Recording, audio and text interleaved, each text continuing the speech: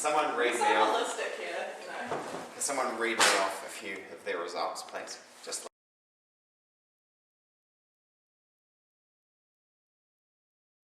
so we got some results like that. So this is what your processed data might look like. And so when we plot it up, there's a few different possible graphs that we might end up with. And when we plot it, we're always going to plot the independent on the x-axis and the dependent on the y-axis. So I just have to say this is a lovely day. Enjoy the beautiful colours of science. like common possible things our data could do. One of the really common ones is like that. What, do we recognise that one from maths class? You could be, but it's not. What is it, half a parabola? It's half a parabola.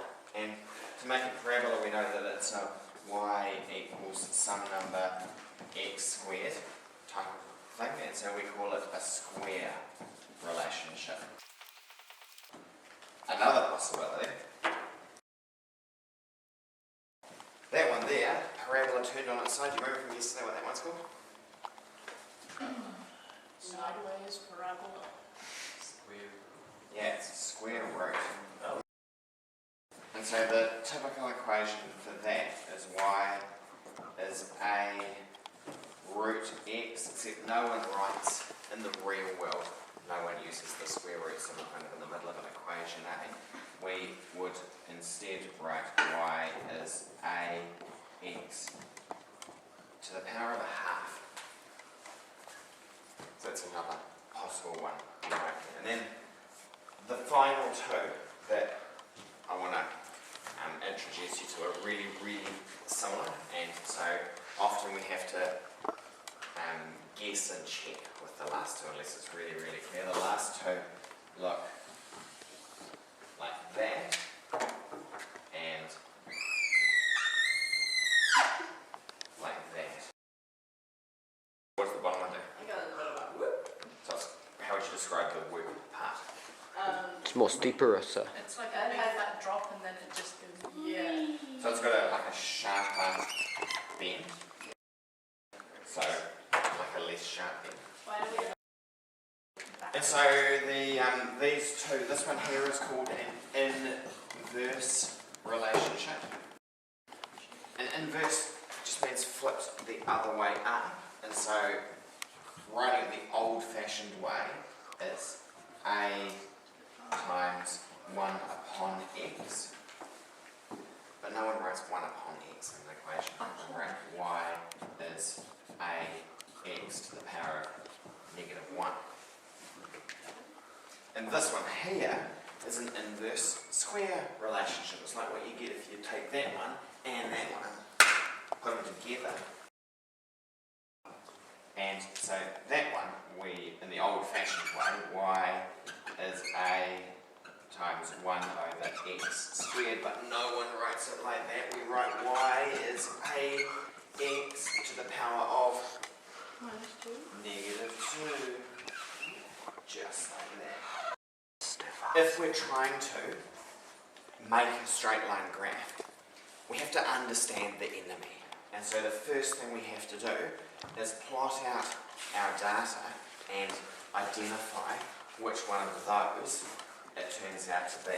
And so from looking at the data that got plotted out yesterday, I saw that some intelligent person even thought of putting a 0, 0 point onto their graph, which is a pretty cool idea.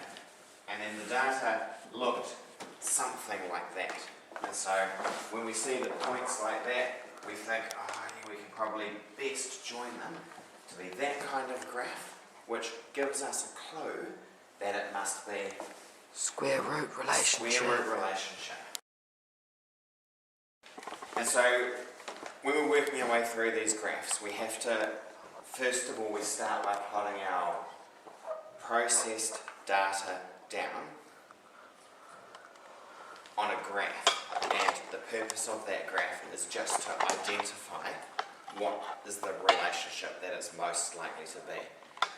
To test our theory and see if we're right, and to make our data straight, what we now need to do is do exactly what that relationship tells us to do.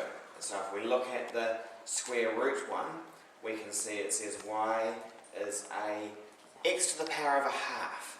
And so what we're going to do is take all of the values that we plotted on the x-axis and we're going to put them to a power of a half. We're going to square root them all, and we're going to do that in our results table. We're going to make a whole other column on our results table, and just assuming we discovered it's a square root relationship, our new label, our new heading on that column is going to show that, and so it's going to be mass to the power of a half, like square root of mass, or if it was a square relationship, it would be mass squared.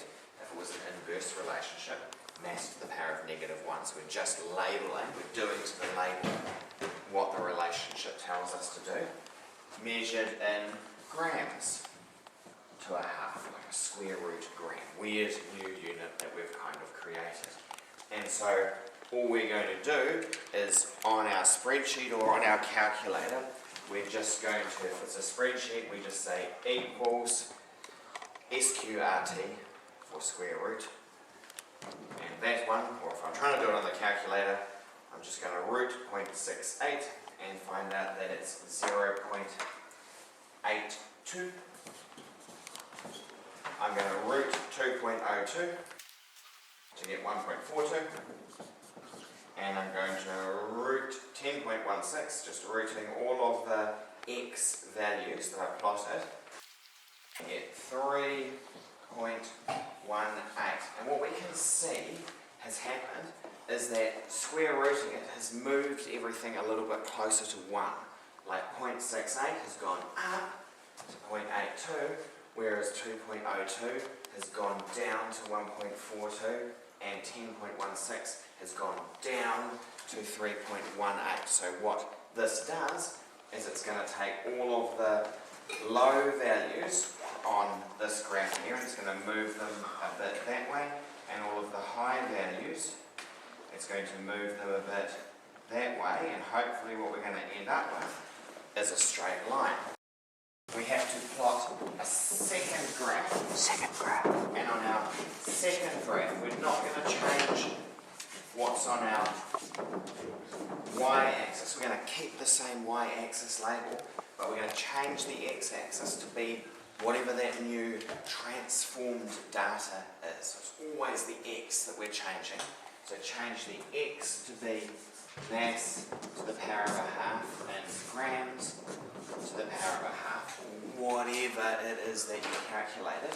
You should find that your points now line up pretty closely to a perfect straight line. So we get a ruler and ruler straight line, or we get our spreadsheet and we say, draw us a linear line of best fit, and we want to know what the gradient is. Because what we can do is we can write an equation for that line. We can see that the y-intercept has gone through 0 on this one, so we don't have to worry about a y-intercept. So our equation is going to look something like v equals whatever the gradient is that it spits out of the spreadsheet, mass to the power of a half. So by working out, by plotting a curvy graph and then working out what relationship it is and then applying that relationship to make a straight line graph, we're then able to use that straight line graph to write an equation which shows us like the equation for our original data. That's an equation for a square root graph. Look, it's v equals something mass to the power of a half. We've written an equation for a curvy graph by making it into a straight line graph, which we can deal with.